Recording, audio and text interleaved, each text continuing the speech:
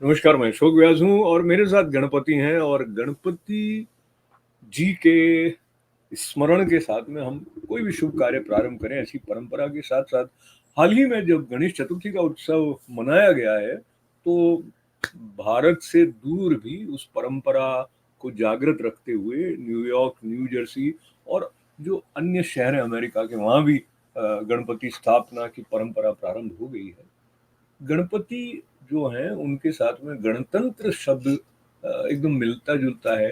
तो क्या संबंध है गणपति जी से जो प्रेरणाएँ आती है उनका गणतंत्र के साथ? इसके बारे में भी हम चर्चा करेंगे और इस स्वरूप की महिमा के बारे में हमारे साथ बात करने के लिए जुड़ रहे हैं संगीत साधक राजेंद्र हर्ष जी। प्रणाम आपको। नमस्कार जी। तो मैं प्रारंभ करता हूँ उस मंत्र के साथ में जो गणेश जी का ध्यान की तरफ ले जाता है। ओम गणानान्त्वा गणपतिगुम हवामहे प्रियाणान्त्वा प्रियपतिगुम हवामहे वसो मम आम जानि गर्भधम उजासि गर्भधम। ये कोई और श्लोक आ गया है, तो मैं ऐसा करता हूँ, एक बार वापस से कर देता हूँ, सॉरी है। पूरा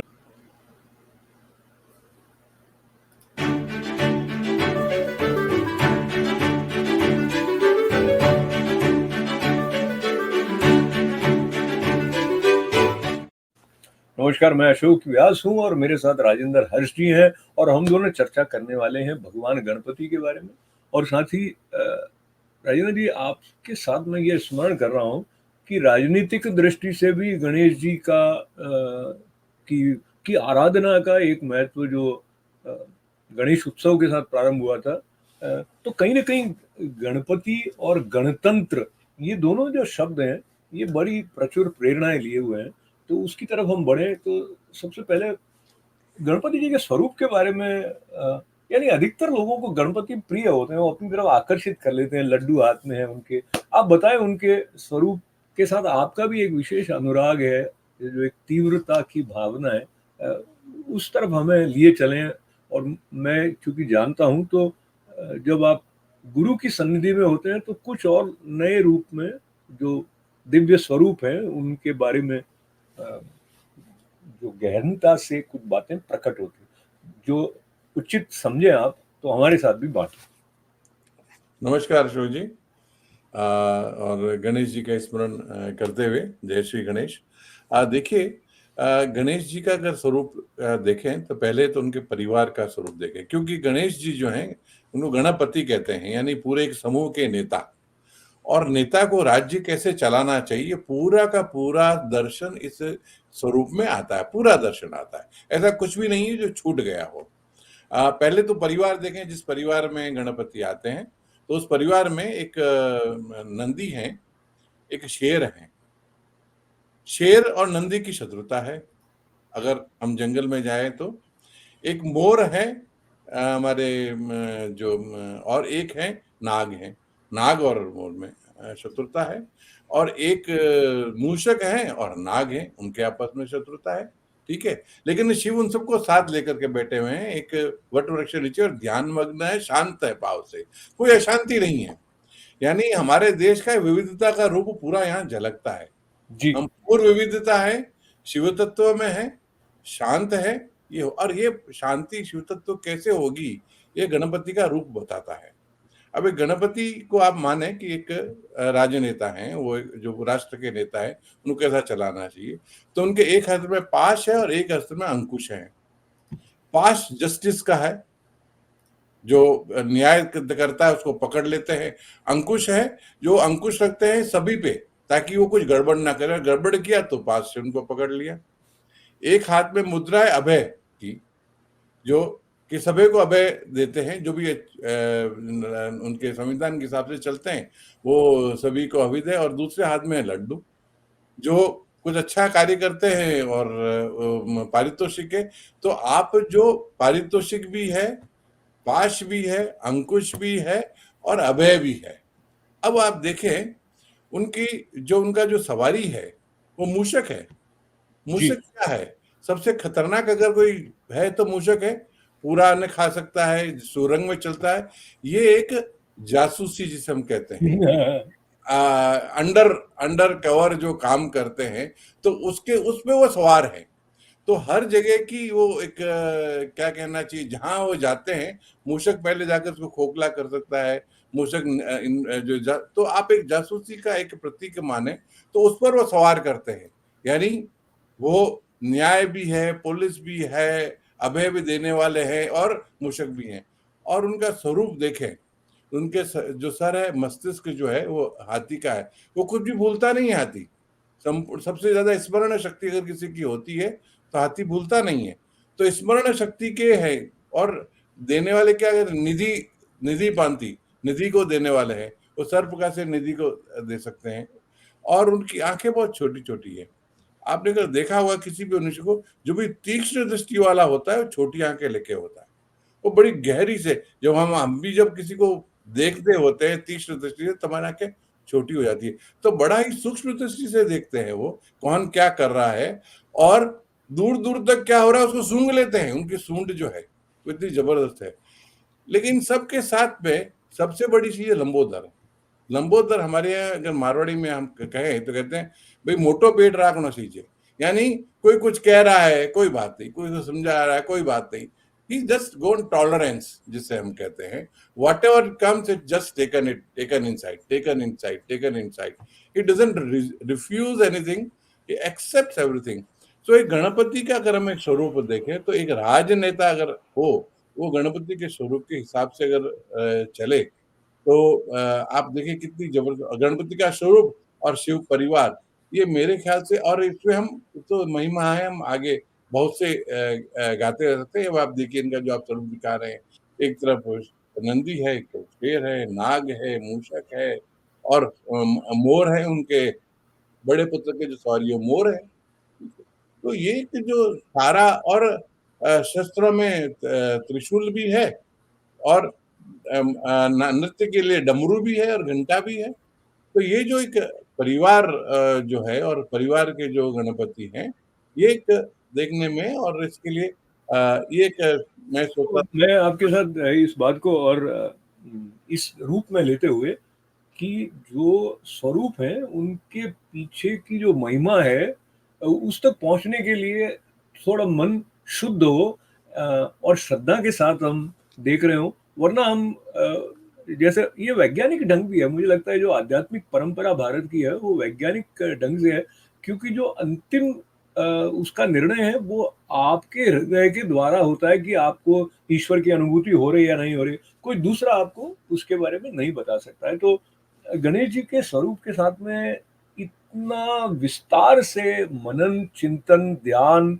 करके जो कुछ प्रसाद रूप में हमें हमारे शास्त्रों में हमारे गुरुजनों के वचनों से मिला है, उसका थोड़ा-सा कुछ बूँदें हम गणेश चतुर्थी के निमित्त जब आपके साथ स्पर्श कर रहे हैं, तो मैं यहाँ पर भी जाता हूँ उनकी जो सूंड के आकृति के बारे में है ना, वक्रतुंड महाकाय सूर्यकोटि समप्रभ निर्विघ्नं कुरु मे देव सर्व कार्येषु सर्वदा।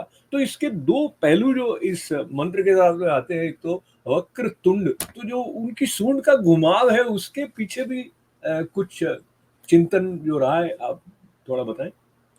क्योंकि जो अगर आप उसमें जब देखें, जब हमको कहीं पे भी सब जगह से समाचार लेने हो, सुगंध लेनी हो, इन्फ्लुएंस लेना हो, तो टेढ़ा तो करना पड़ेगा। केवल सीधा रखेंगे तो सामने सामने दिखेगा। तो चाहे वाम पक्ष क्या कह रहा है, चाहे दक्षिण पक्ष क्या कह रहा है, वामपंथी हो दक्षिणपंथी हो, सबकी निगाह और निगाह के साथ में एक देखते रहना क्या हो रहा है। उसके साथ में केवल देखने से कार्य नहीं चलता है, क्योंकि देखने की एक जो है सीमा होती है। अगर कोई बीच में अवरोध आ गया तो राजनेता जो होते हैं, एक प्रधानमंत्री माने हमारे यहाँ जैसे प्रधानमंत्री राष्ट्र के आगे होते हैं, तो उनको हर जगह कुछ सुनना पड़ता है। अरे देखें जरा उस देश में क्या हो रहा है, उस देश में क्या हो रहा है। तो एक लंबी सूंड और वक्र, चाहे वो दक्षिण में हो रहा है, कुछ उत्तर में हो रहा है, पूर्व में हो रहा है, पश्चिम में हो रहा है, आगे हो रहा है, पीछे हो रहा है, हर जगह की जो इंफॉर्मेशन जो है वो एक सुगंधी से आती है। कहाँ आग जल रही है, कहाँ जंगल में चंदन के वृक्ष लगे हुए हैं, कहाँ फूलों की सुगंध आ रही है। ऐसे ही समाज में कहाँ लड़ाई हो रही है, कहाँ पर प्रेम से बातें हो रही है, कौन हमारे विरुद्ध बात कर रहा है, ये सब जो है सुगंध से आता है, देखने से नहीं आता है। अब हर चीज देख नहीं सकते, कौन हमारे विरुद्ध कुछ षड्यंत्र कर रहा है वो दिखाई नहीं देगा, लेकिन उसकी सुगंध जो है कि वो जो कुछ कर रहे हैं उसका जो फल है वो सुगंध है। तो उस फल को देखते हुए, जैसे ये कहीं पर कुछ उपद्रव हो रहा है, वो उपद्रव के पीछे कौन हो सकता है ये पकड़ नहीं सकते आप सीधे, लेकिन आप सुगंध ले सकते हैं कि अगर ये जिस ढंग से कर रहा है इसके पीछे ये होना चाहिए। तो ये जो सुंड का कार्य, और वो इंफॉर्मेशन देने के लिए तो उनके मूषक है ही, उन पर वो सवारी करके पहुंच जाते हैं वहां पर। तो ये जो आपने बात बताई उसको लेते हुए जो प्रथम पूज्य के रूप में गणपति भगवान के संबंध में प्रथम पूज्य है वो, उसके पीछे भी कोई कथा है। और कोई भी, जैसे हम तो बल्कि कार्य प्रारंभ करने के साथ ही ऐसा कहते हैं कि भाई श्री गणेश करना है, यानी प्रारंभ करना मांगलिक ढंग से गणेश जी के नाम के साथ एक पर्याय हो गया है। तो उसकी महिमा और उसके बारे में कुछ बताइए। उसका कार्य, उसका उस पीछे जो घटना है वो संक्षिप्त में ये है कि भगवान शिव जो है वो एक असुर का मारने के लिए कि अपना धनुष चलाते हैं, और जब बाण रख लेते हैं सब सारे देवता उस बाणों पर आ जाते हैं और चलते हैं, लेकिन वो चल ही नहीं पा रहा है। तो देखते हैं क्या है, तो उनके आगे ही देखते हैं नौक पर गणेश जी विराजमान है। बोले मेरा क्या, पहले प्रथम पूज्य मेरे को पहले स्मरण करो फिर चलाओ। ऐसा क्यों? क्योंकि उनका जो नाम है विघ्नेश्वर, विघ्न को हटाने वाले। तो विघ्न को हटाने की आप चिंता नहीं करते हैं और आप कुछ कार्य करने लगे। उनकी सवारी, जैसे आपने बात कहा, विशेष है, अंडर कवर उनके चल रहे हैं, उनसे जो समाचार मिला है उन समाचारों के हिसाब से विघ्न को हटाने के लिए जो एक पहले प्लानिंग करनी है वो किए बगैर आप युद्ध में उतर जाओगे तो हार जाओगे। तो कोई भी कार्य करने वाले हैं तो कार्य करने के पहले विघ्नों को दूर करने के लिए विघ्नेश्वर, क्योंकि हमारे यहाँ हर चीज जो संस्कृति में कही गई है उसको एक रूप दिया गया है, एक शब्द दिया गया है, एक संगीत दिया गया है। क्योंकि आफ्टर ऑल हमारी जो सारी ज्ञानेंद्रियां हैं, आंख नाक कान मन, वो सब उनको ज्यादा समझे। हम क्यों ऑडियो विजुअल में इंपॉर्टेंस करते हैं? क्योंकि ऑडियो विजुअल होने से इम्पैक्ट आता है। तो हमारे, और हर जो रूप दिया गया है वो इतना विस्तृत, इतना तरीके से दिया गया है, उसमें एक राजनेता भी अपना कुछ देख सकता है, एक भक्त भी अपना कुछ देख सकता है, एक पिता भी अपना कुछ देख सकता है, एक माता भी अपना। हम एक ही गणपति के रूप में हर तरीके के हिसाब से हम देख सकते हैं उसको।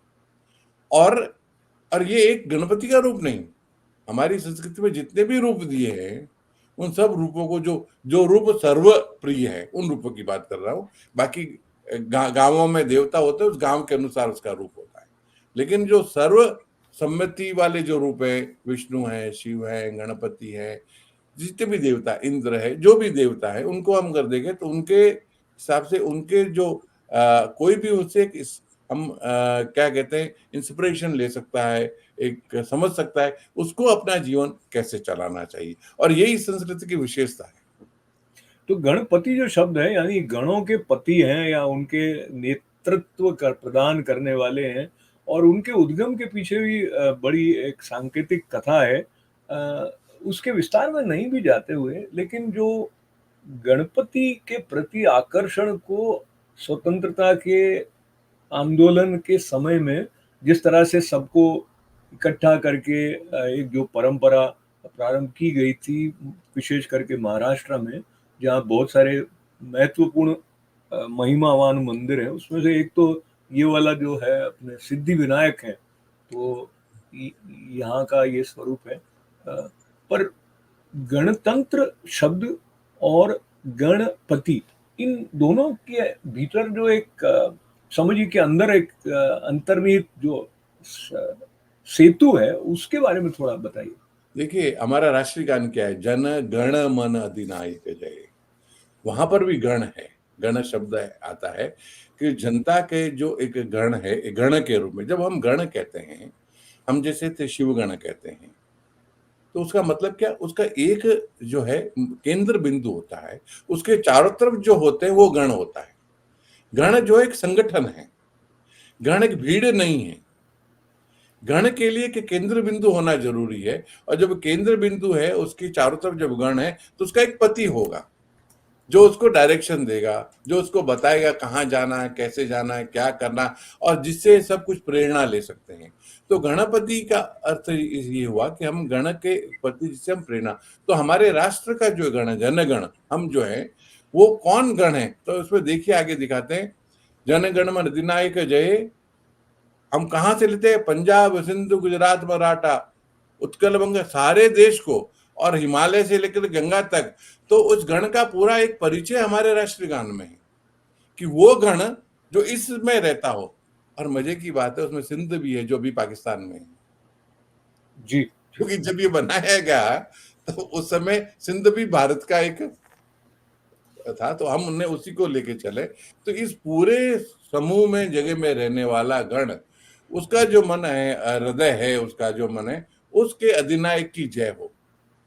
और वो जो हम गणपति जब लेते हैं, तो ये जो गणतंत्र है, अभी गण को चलाने के लिए एक ऑर्गेनाइजेशन चाहिए, उस ऑर्गेनाइज को तंत्र कहते हैं। जी जी। हिंदी में हम तंत्र यानी वो ऑर्गेनाइजेशन।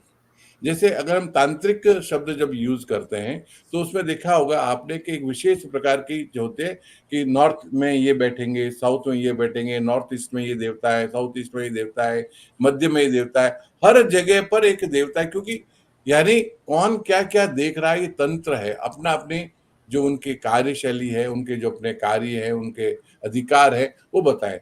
तो गणतंत्र जो है वो ये नहीं है कि हमने 5 स्टेट को शामिल कर लिया गणतंत्र, ये मतलब नहीं है गणतंत्र का। यहाँ सीधा हमारे राष्ट्रगान में ही कह दिया कि जो पूरा north east west, north south east west, पूरा जो ईस्ट हिमालय और गंगा के बीच में और सिंध से लेकर नॉर्थ ईस्ट के बीच में जो पूरा एक भूभाग है, ये एक गण है। ये अलग अलग गणों का एक तंत्र नहीं, ये एक गण है, और उसको चलाने के लिए गणतंत्र है। और गणतंत्र दिवस को कब बनाया? संविधान को। तो संविधान उस गणतंत्र की आत्मा है। वो गणतंत्र कैसे चलना चाहिए, उस संविधान के हिसाब से। और संविधान कोई पत्थर पे लिखी हुई पुस्तक नहीं है, उसमें एक दीजिए कि ये जो इसमें रहने वाले हैं, समय के अनुसार अगर कोई उसको बदलना चाहते हैं, उसकी प्रक्रिया है, उसमें बदलाव आ सकते हैं, तो वो भी एक जीवंत है। तो अगर संविधान को हम देखें, तो संविधान आज हमारे जो अधिकार है, एक कलेक्टर है, वो कलेक्टर का अधिकार है नहीं, उस आदमी का अधिकार नहीं है, उस संविधान का अधिकार है। जो वो कार्य कर रहा है, तो संविधान का। तो जिस तरह है भगवान हर जगह होते हुए भी नहीं है हर जगह, उसी प्रकार संविधान एक राष्ट्र में सब जगह होते हुए भी एक जगह नहीं है। वो कोई पुस्तक नहीं है, उसकी प्रेजेंस है सब जगह। और सारे अधिकार संविधान से आते हैं, सारे जो उनके कर्तव्य वो संविधान से आते हैं। वैसे ही ईश्वर को लेते हैं हम कि सारे अधिकार है ईश्वर से आते हैं, सारी शक्ति जो है आत्मा में ईश्वर से आती है। तो ये जो ब्रह्मांड का एक संविधान है उसको हम वेद कहते हैं, और जो देश का संविधान है उसको हम भारतीय संविधान कहते हैं। राइट, इतना सरल ढंग से इस तरह का जो एक संबंध है शब्दों को लेके, भाव को लेके, जैसा आपने बताया, मुझे लगता है ये बहुत ही दुर्लभ है इस तरह का चिंतन, इस तरह स्पष्ट होना।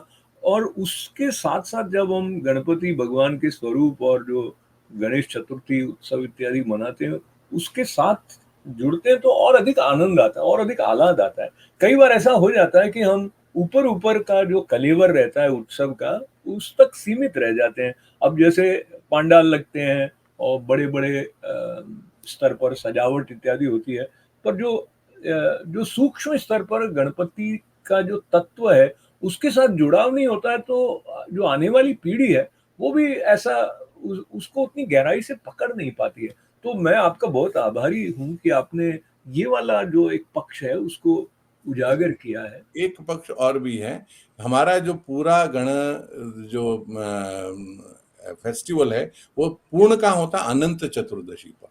जी जी। तो हम गण से चलते हैं और अनंत तक जाते हैं। हम हमारे देश से चलते हैं और पूरे ब्रह्मांड तक जाते हैं। और अनंत चतुर्दशी पे 14 गांठों की माला, जो 14 भुवन है उनके स्वरूप की एक माला हम चढ़ाते हैं अनंत चतुर्दशी। यानी हम केवल पृथ्वी तक की बात नहीं करते हैं, 14 भुवन यानी 14 लोक, यानी ये अनंत जो है लोक है वो 14 भागों में एक बटा हुआ है, 14 तरीकों में, उसको लेकर तो हम एक गण से लेकर के गण के एक गणप से लेके गणपति से लेकर के अनंत तक जाते हैं। ये एक पूरी चतुर्दशी से लेके चतुर्थी से लेके चतुर्दशी तक 10 दिनों का पूरा है। और 10 को भी देखें आप तो 10 के आगे कुछ नहीं है, एक स्टार्टिंग है और 9, तो 10 दिन जो हैं वो 9 संख्या के बाद 10 पूर्णता का द्योतक है, तो हम वहां तक पूर्णता तक पहुंचते हैं। तो ये सब गुरु कृपा से जो उन्होंने जो विचार दिए वो आपके सामने समक्ष हैं। बाकी अगर कुछ उसमें तो ये जैसे कि मैं पूर्व में निवेदन कर चुका हूँ, बहुत सारा विस्तार है, बहुत सारे आयाम है, पर विशेष करके जो भारत में गणतंत्र दिवस मनाया जाता है, उसके पार्श्व में, उसके मूल में भी गणपति विराजमान है, क्योंकि नाम भी वहां से आया है। और जब आप गणेश चतुर्शीष के द्वारा उन पर मनन चिंतन करते हैं तो एक पंक्ति में ऐसा आता है, मूलाधारे स्थितोऽसि नित्यम। यानी अगर बायोलॉजिकली जो हम ह्यूमन फॉर्म देखते हैं, तो अब देखिए अभी तक हम सारे उनके स्वरूप की बात करें, पर वो सूक्ष्म है, वो चैतन्य की बात है, तो वो आपके मूल आधार में स्थित है। इससे क्या प्रेरणा हमें मिलती है, यानी जो निर्विघ्न रूप से जीवन को अपनाने की दिशा में उनकी शरण, उनका स्मरण सहायक है, और भी कुछ बातें?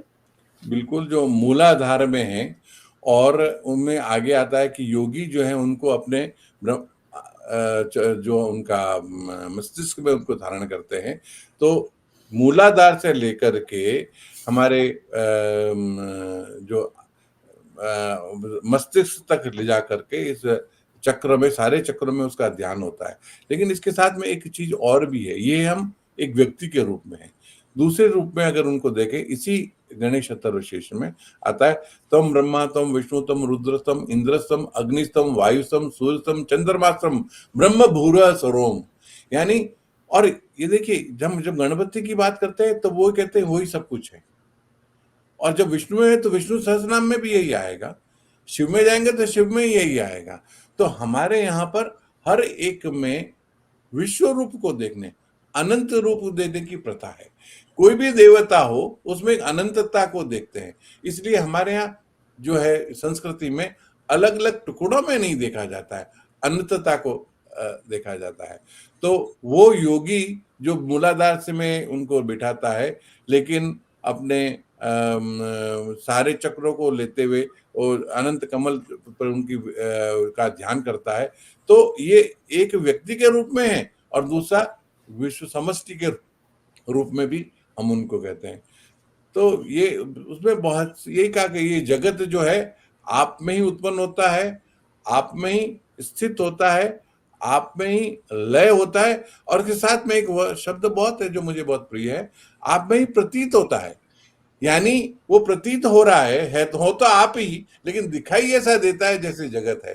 तो अगर आप उनका एक जो गणेश अथर्वशीर्ष लेंगे तो उसमें पूरी भारतीय संस्कृति आ जाती है। और ये हमारे शास्त्र में एक शब्द में भी घाघर में सागर जो कहते हैं, आप शिव अथर्वशीर्ष ले लें, चाहे गणेश अथर्वशीर्ष ले लें, कोई भी अथर्वशीर्ष ले लें 500 देवताओं के, उसमें सब कुछ पूरी संस्कृति समा जाती है। और हमारी संस्कृति व्यक्ति से लेके समष्टि तक है।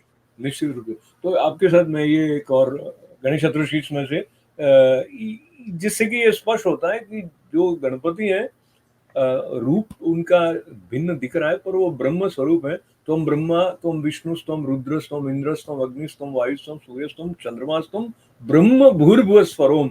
इस प्रकार से तो ये जो भेद नहीं है, यानी जो आपने प्रारंभ में कहा था शिव परिवार को लेते हुए, तो शिव तत्व जो है वो, विष्णु तत्व जो है वो, रुद्र तत्व जो सब, और फिर बाद में जो अष्टमूर्ति का भी संदर्भ आ जाता है कि अग्नि वगैरह।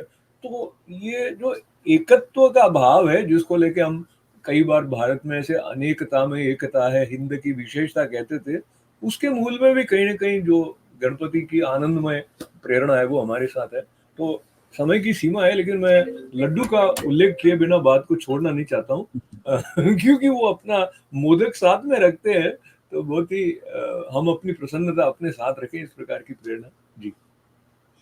तो मोदक का मतलब है मोदित से मोदक है, जो प्रसन्नता है, जो उनका स्वरूप है। अगर एक राजनेता उस प्रकार से कार्य करें तो सारा देश, सारा गण मोदित होगा और मोदक का सेवन करेगा। तो ये फल है मोदित होना, मोदक जो है मोदित होना, सभी प्रसन्न रहेंगे। तो ये अगर सब उनके रूप के हिसाब से अगर राजनीति चले तो पूरा देश मोदित रहेगा। बहुत ही बढ़िया। तो प्रसन्नता हो और समन्वय हो, ऐसी कामना के साथ में ये जो गणपति तत्व पर भारत राष्ट्र के साथ जुड़ते हुए विश्व कल्याण की भावना से ओतप्रोत चिंतन की धारा आपके साथ जागृत हुई गुरु कृपा से, तो आपका बहुत बहुत आपका भी आभार, बहुत बहुत धन्यवाद अशोक मंगल जी। कामनाओं के साथ में। और आप सभी के लिए ये जो मंगल करने वाले हैं, विघ्न हरने वाले हैं, वो उनका स्मरण कल्याणकारी हो, ऐसी प्रार्थना के साथ बहुत बहुत आभार है। नमस्कार। नमस्कार।